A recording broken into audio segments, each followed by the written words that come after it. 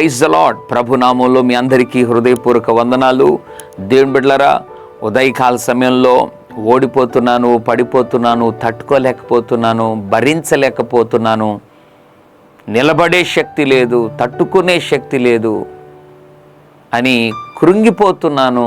ఎంతకాలం ఈ యొక్క పోరాటం, ఎంతకాలం ఈ యొక్క యుద్ధ వాతావరణం, అంతరంగ సంఘర్షణలు, కుటుంబంలో పోరాటాలు, వ్యాపారంలో పోరాటాలు, సంఘములో భయంకరమైనటువంటి గలిబిలి పోరాటాలు ఎంతకాలము అని ఉదయకాల సమయంలో బాధపడుతున్నావా? ఎర్ర సముద్రం దగ్గర మోషే ద్వారా ప్రభు తన ప్రజలతో మాట్లాడిన మాటను ఉదయకాల సమయంలో దేవుడు జ్ఞాపకం చేయాలని ఆశపడుతున్నాడు.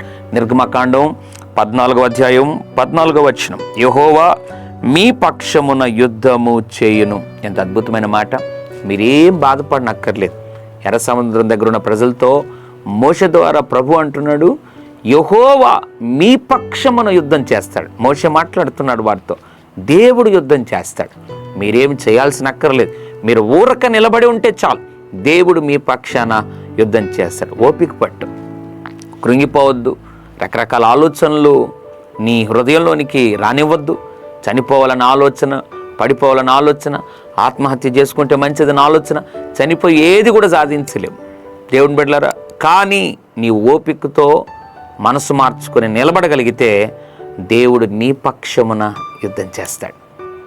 దేవుడు నీ పక్షాన యుద్ధం చేస్తే విజయం నీదే. నమ్ము.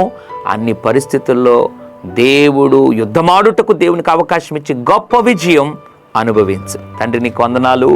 ఉదయకాల సమయంలో నీవు మా పక్షాన్ని యుద్ధం చేసే దేవుడు అని మాట్లాడారు. ఎంతమంది అయితే ప్రభువా ఇటువంటి భయంకరమైనటువంటి సందిగ్ధములో, పోరాటములో, యుద్ధములో ఉన్నారో వారిని జ్ఞాపకం చేసుకుని మాట్లాడేందుకు వందనాలు. నీ వారి పక్షము యుద్ధమాడి గొప్ప జయం అనుగ్రహించమని యేసు నామములో ప్రార్థిస్తున్నాం తండ్రి. ఆమెన్. God bless you.